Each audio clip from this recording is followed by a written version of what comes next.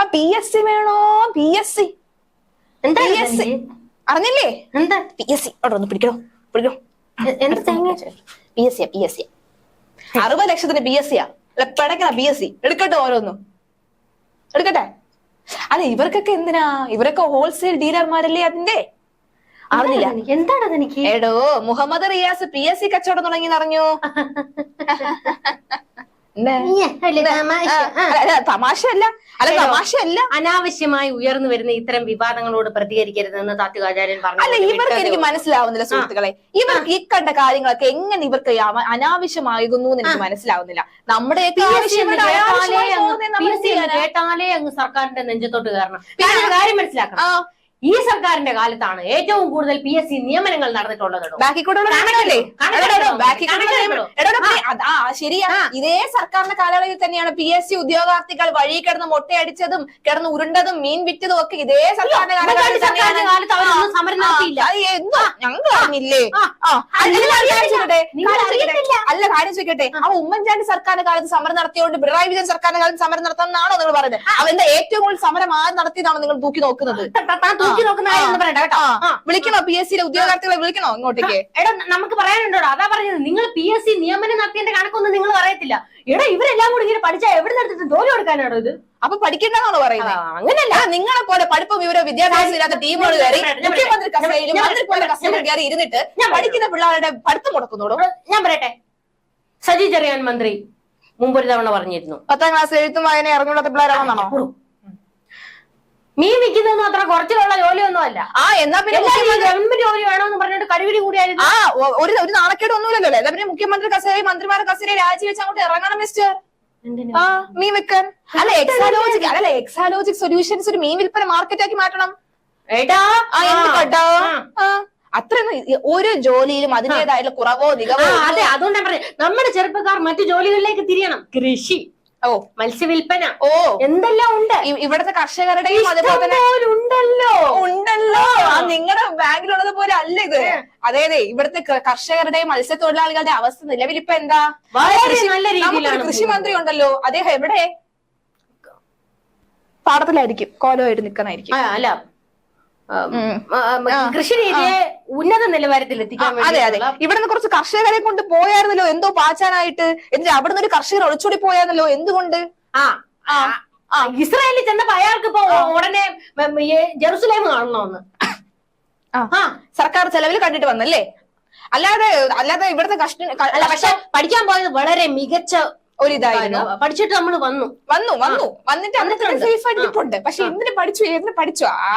കൃഷിയാണോ ഇപ്പോഴത്തെ പ്രശ്നം? അല്ല ശരിയാ, എങ്ങനെ എന്തിനു പഠിച്ചു, ഏതിന് പഠിച്ചു? ഇവിടെ എന്തിനോ വികസനത്തിന് വേണ്ടിയിട്ട് അങ്ങ് വിദേശത്ത് പോയിട്ട് വന്നിട്ട് എന്താ വികസിച്ചിട്ടുണ്ട് പലരുടെയും പോക്കറ്റ്. എടോ എന്തർത്ഥത്തിലാണ് PSC വിൽക്കാൻ നോക്കിയത് നിങ്ങള്? ഇടോ ആരേലും എവിടെയും എന്തെങ്കിലും ഒക്കെ പറഞ്ഞെന്ന് പറഞ്ഞിട്ട് ഉടനെ എന്തിനാണ് നിങ്ങള് ഒരു തുമ്പ് കിട്ടിയ അതിന്റെ വാലറ്റത്ത് പിടിച്ച് അങ്ങ് പെരുപ്പിച്ച് കാണിച്ചോളൂ ഇവരെല്ലാം കൂടെ. ഇതിനൊക്കെ തെളിവുണ്ടോ? അങ്ങനത്തെ പല തുമ്പുകളും തന്നെയാണ് ഇപ്പോൾ കോടതിയിൽ കേസായിട്ടിരിക്കുന്നത്. നിങ്ങളൊരു കാര്യം മനസ്സിലാക്കണം. അല്ലെങ്കിൽ തന്നെ ഇവർക്ക് പണ്ടുകാലം തൊട്ടല്ല, ഈ 2ാം പിണറായി സർക്കാരിന്റെ കാലം തൊട്ട് ഇവർക്ക് റിയാസിനോട് ഭയങ്കര ചൊറിച്ചില്ല. മരുമോനെ മന്ത്രി കസേര കൊടുത്തുന്നു. ആ മനുഷ്യന് കൃത്യമായ രാഷ്ട്രീയമുണ്ട്. ആ മനുഷ്യൻ DYFIയിലൊക്കെ പ്രവർത്തിച്ച് ഇവിടം വരെ എത്തിയ ഒരു മനുഷ്യനാണ്. അപ്പൊ DYFIയിൽ പ്രവർത്തിക്കുന്നതാണോ നിങ്ങളുടെ ഈ ഒരു മറ്റേ അങ്ങനെ പെട്ടെന്ന് വളർന്നു വന്ന നേതാവൊന്നും അല്ല. അത് ശരി. തന്നെയാണ്. അയ്യോ ഏതായിരുന്നു? SFI അല്ലേ? അതോ DYFI ആണോ? DYFI. ഓക്കെ. അല്ലെങ്കിൽ ഇപ്പൊ മാഷൻ തെറ്റി കളം പറയാന്ന് വിചാരിച്ചു. കാരണം ഇടിയും അടിയും ഒന്നും അതുവഴി വളർന്നു വന്നല്ല SFI എന്നാണ് മുഖ്യമന്ത്രി കഴിഞ്ഞ ദിവസം പറഞ്ഞത്. അല്ല സുഹൃത്തെ, ഈ റിയാസിന് വേണ്ട എല്ലാ കാര്യങ്ങളും എന്തായിരുന്നു ഉള്ളത്? എല്ലാ അറിവും വിവരവും വിദ്യാഭ്യാസമുള്ള മന്ത്രിയാവാൻ. അപ്പൊ എന്തുകൊണ്ട് പുതിയ മന്ത്രിക്ക് വേണ്ട വകുപ്പുകൾ കൊടുത്തില്ല?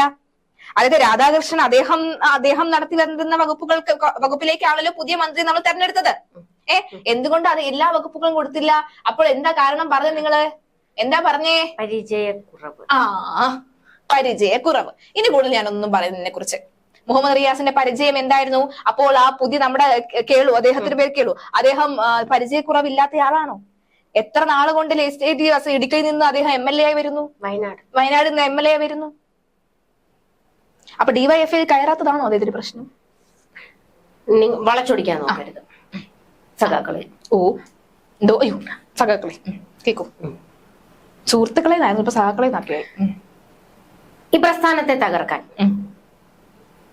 ഒരു പറ്റം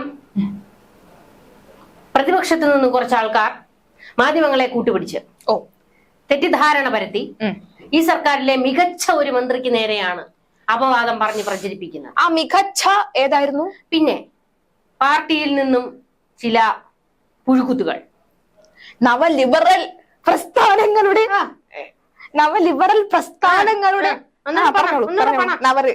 പ്രസ്ഥാനങ്ങളുടെ പറയൂ. തുപ്പലി എറിക്കുന്നു എഴുതിക്കൊണ്ടൊക്കെ വന്നേക്കുവാ. അപ്പൊ എനിക്ക് പറയാനുള്ളത് സുഹൃത്തുക്കളെ, ചില പുഴുക്കുത്തുകൾ ഞങ്ങളുടെ മന്ത്രിമാർക്കും ഭരണാധികാരികൾക്ക് നേരെ അനാവശ്യമായ വിവാദങ്ങൾ പടച്ചുവിടുകയാണ്. ഉദ്ദേശിച്ചത് നിങ്ങളൊരു കാര്യം മനസ്സിലാക്കാം. ഈ പുഴുക്കുത്തുകൾ ഈ ഒരു നിലയിലെങ്കിലും എത്തിയത് ഈ പാർട്ടി ഉള്ളത് കൊണ്ടാണ്.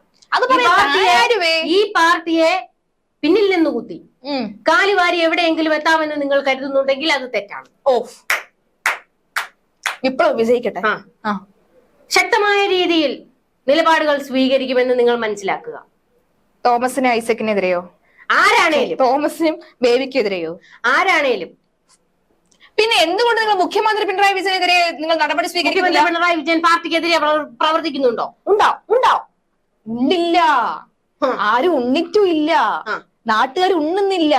ക്ഷേമ പെൻഷൻ കിട്ടുന്നില്ല. മനസ്സിലാക്കേ. ഏതേലും ഒരിടത്ത് ഉറച്ചു നിൽക്കണോ? വന്നപ്പോ BSc കൊണ്ട് വന്നിട്ട് ഇപ്പൊ ക്ഷേമ പെൻഷന്റെ കിട്ടാറാം. പിന്നെ സാധാരണക്കാരുടെ പല പല പ്രശ്നങ്ങളെ ഞാൻ നിങ്ങളുടെ മുന്നിലേക്ക് എടുത്തിടുന്നു. ഒരാവശ്യവും ഇല്ല എന്നാലും എടുത്തിടുന്നു. കാരണം ഇവിടുത്തെ ആൾക്കാർ ഇതൊക്കെ ശ്രദ്ധിക്കുന്നുണ്ടെന്ന് അറിയണം. എടോ പണ്ടത്തെ കാലത്ത് VS അച്യുതാനന്ദൻ അങ്ങ് എടുത്തു പ്രയോഗിച്ച നവലിബറൽ പിണറായി, അതായത് ആന്റി പിണറായിസത്തിന് ഒതുക്കുക എന്ന എന്റെ ലക്ഷ്യവുമായിട്ട് കുറച്ചു നാളായിട്ട് അദ്ദേഹം ഈ VS അച്യുതാനന്ദൻ തൊടുത്തുവിട്ട ആ തിരി കുറച്ചൊന്ന് ആളിക്കത്താതിരിക്കുകയായിരുന്നു.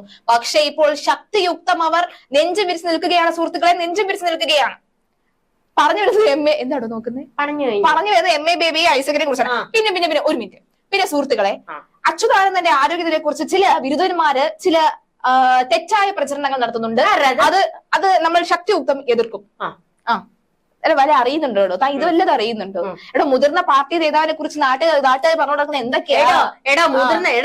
ഞങ്ങളുടെ പാർട്ടിയിലെ നേതാക്കളെ കുറിച്ച് നിങ്ങൾ എന്തെല്ലാം അനാവശ്യങ്ങളാണോ ദിവസവും പറഞ്ഞുകൊണ്ട് നടക്കുന്നത്? നിങ്ങൾ എന്തൊക്കെ പറയുന്നു? ഞാൻ പറയട്ടെ, നിങ്ങൾ ഈ കോൺഗ്രസ് ഉണ്ടല്ലോ, ആ പാർട്ടിക്ക് നേരെ നിങ്ങൾ എന്തെങ്കിലും പറയുന്നുണ്ടോ? ഒരക്ഷരം നിങ്ങൾ മിണ്ടുന്നുണ്ടോ?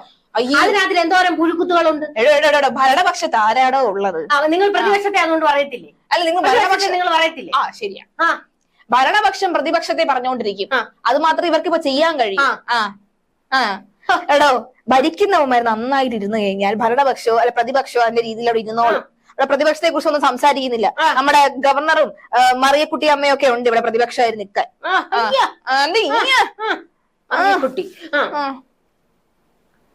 അപ്പൊ സഖാക്കളെ പറഞ്ഞു വരുന്ന ഇതാണ്. തന്റെ സഖാക്കൾക്ക് കേൾക്കാൻ വേണ്ടിയുള്ള പാർട്ടി ക്ലാസ്, പാർട്ടിയുടെ ഇവിടെ കവലപ്രസംഗമൊന്നും അല്ല ഇത്. തന്റെ സഖാക്കളെ അഭിസംബോധന ചെയ്യാൻ. സുഹൃത്തുക്കളെ, അപ്പൊ അതാണ് പറഞ്ഞു വരുന്നത്. മുഹമ്മദ് റിയാസിനെ ഇവർക്കൊക്കെ കണ്ണിന് കണ്ടു. സുഹൃത്തുക്കളെ, അതാണ് ഞാനും പറഞ്ഞു വരുന്നത്.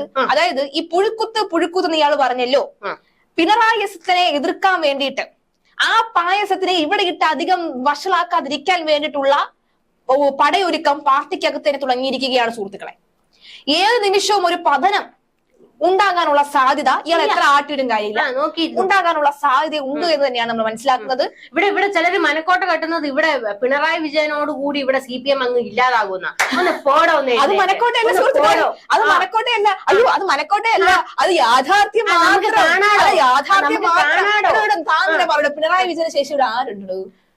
എത്ര മികച്ച നേതാക്കൾ. KK ശൈലജയോ? ആ മികച്ചത് വടകര നിന്നപ്പോൾ എന്തായി സംഭവം? എന്തായി? പിന്നെ വേറെ ആരുണ്ട്? പറ. രാധാകൃഷ്ണനോ? ആ കനലൊരു തരിയോ? എന്താ കനലൊരു തരിക്ക് കുഴപ്പം? അതേ കല്ലൊരു തരിയുടെ വേറൊരു വേർഷൻ ആയിരുന്നല്ലോ ഈ KK ശൈലജ. എന്തായി? ഉള്ള മാനവും കൊണ്ട് അദ്ദേഹം അവിടെ ഇരുന്നോട്ടെ, ഇരുന്നോട്ടെ. എന്തോ മുഹമ്മദ് റിയാസ് ഉണ്ട്. എന്തുകൊണ്ട് അവിടേക്ക് എത്തിയില്ല നോക്കുകയെന്ന്. ശരിയാ. PSC വിറ്റ വകയിൽ 60 ലക്ഷത്തിന് PSC വിറ്റ്. നാനുണ്ടോ നിങ്ങൾക്ക്? ഇത് 1 കോടി വിൽക്കണമായിരുന്നോ? സുഹൃത്തുക്കളെ, നിങ്ങൾ ഈ തെറ്റിദ്ധാരണകളിൽ വീടരുതെന്നാണ് എനിക്ക് നിങ്ങളോട് പറയാം. വീണ് കഴിഞ്ഞു. തെറ്റിദ്ധാരണയല്ലല്ലോ. സുഹൃത്തുക്കളെ കയ്യോടെ വെക്കുമ്പോ അല്ലെങ്കിൽ ഇവിടെ കിടന്നിട്ട് എനിക്ക് അമ്പല കമ്മിറ്റിക്ക് പോകാനുള്ള എന്തിങ്ങനെ ശരിയാ അമ്പല കമ്മിറ്റിക്ക് പോകണം. പ്രധാന നേതാക്കൾ പോയില്ലെങ്കിലും അണികളൊന്നും അവിടെ ചെന്ന് തലയെങ്കിലും കാണിക്കണം എന്നാ പറയുന്നത്.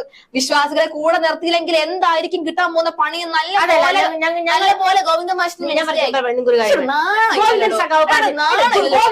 നാണില്ലല്ലോ. അങ്ങനെയല്ല നിങ്ങൾക്ക് അമ്പലം പള്ളിയും നിങ്ങൾക്ക് അല്ല ഗണപതി വിത്തുന്നോ അങ്ങനെയൊക്കെ ആയിരുന്നല്ലോ. അയ്യപ്പൻ ആരോഹേ അങ്ങനെയല്ല ഗോവിന്ദൻ സഖാവ് പറഞ്ഞത്. കഞ്ഞി വെക്കണമെന്നോ? ഞങ്ങൾക്ക് വിശ്വാസമില്ല, ഞങ്ങൾ സമ്മതിക്കും. പക്ഷെ ഞങ്ങൾ എല്ലാവരുടെ വിശ്വാസങ്ങളെയും ഒത്തൊരുമിപ്പിച്ചു കൊണ്ടുപോകും. അയ്യോ ആ ഒത്തൊരുമയുടെ ആർക്കും വേണ്ട. അയ്യോ വേണ്ട. നിങ്ങൾ സുഹൃത്തുക്കളെ നിങ്ങൾ ഇവിടെ ഇല്ലെങ്കിലേ ആ വിശ്വാസികൾ അവരുടെ വിശ്വാസത്തിന് പിറകെ നോക്കോളും. സുഹൃത്തുക്കളെ അമ്പല കാര്യങ്ങൾ അത് നടന്നോളും. ആരും ഇവിടെ തലയിടണ്ട കേട്ടോ. അതുകൊണ്ട് ഞങ്ങൾ അമ്പലങ്ങളിൽ കഞ്ഞി കൊടുക്കാനും ഭഗവാനെ നീ തന്നെ ചോറ് കൊടുക്കാനും തീരുമാനിച്ചിരിക്കുകയാണ്. ഗോവിന്ദൻ സഖാവിന്റെ ഫ്ലെക്സ് വെക്കുന്നുണ്ട് അവിടെ. ഇവർ ചോറ് കൊടുക്കാൻ തീരുമാനിച്ചുകൊണ്ടാണ് തോന്നുന്നു ശ്രീ പത്മനാഭ സ്വാമി ക്ഷേത്രത്തിന്റെ ഓഫീസിൽ ചിക്കൻ ബിരിയാണി വിളമ്പാൻ തുടങ്ങിയതാണ് എനിക്ക് സംശയം. ഗോവിന്ദൻ സഖാവിന്റെ പിണറായി സഖാവിന്റെ ഒക്കെ ഫ്ലെക്സ് വെക്കുന്നുണ്ട്. എവിടെയാ? അമ്പലത്തിൽ. ഈ അമ്പലത്തിന്റെ ഐശ്വര്യം പിണറായി സഖാവൻ ഗോവിന്ദ സഖാനോ? കയ്യോ കാലോ എന്താ അവരിപ്പോ വെട്ടി മാറ്റുന്നത്? തന്റെ ഫ്ലെക്സ് അടിക്കാൻ കൊടുത്ത നമുക്ക് മാറ്റാൻ പറ്റത്തില്ല ഇനി അത്. അമ്പലത്തിൽ എടോ മുദ്ര നമ്മള് സഖാവിന്റെ മുദ്ര ഇങ്ങനെ മാറ്റിയിട്ട് നമ്മൾ ഇങ്ങനെ ആക്കുന്നുണ്ട്. എന്തിനാ? അല്ല ഇങ്ങനെയാക്ക്, അതാവുമ്പോ കുറച്ചുകൂടെ ഭംഗിയായിരിക്കും. വില്ലു ഒലയ്ക്കുന്ന പിണറായി സഖ നന്നായിരിക്കും. മറ്റേ അരിവാൾ ചുറ്റിയ നക്ഷത്രത്തെ മാറ്റിയിട്ട് വില്ലു കുലയ്ക്കുന്ന പിണറായി സഖ. ശരി എന്റെ രക്ഷത് ദൈവമേ, നീ തന്നെ നിന്നെ കാത്തോണേ ഈശ്വര. കഞ്ഞി വെക്കാനുള്ള പയറൊക്കെ മേടിച്ചോണ്ട് വാങ്ങിക്കൊണ്ട് 16-ന് വെക്കാം അടിയന്തരത്തിന്. സുഹൃത്തുക്കളെ ശരി സുഹൃത്തുക്കളെ, എല്ലാരും കയ്യോ കാലോ പോയാലൊന്നും നമ ശിവ നമുക്കറിയില്ലേ. രാമ രാമ രാമ രാമ രാമ രാമ പാഹിമ.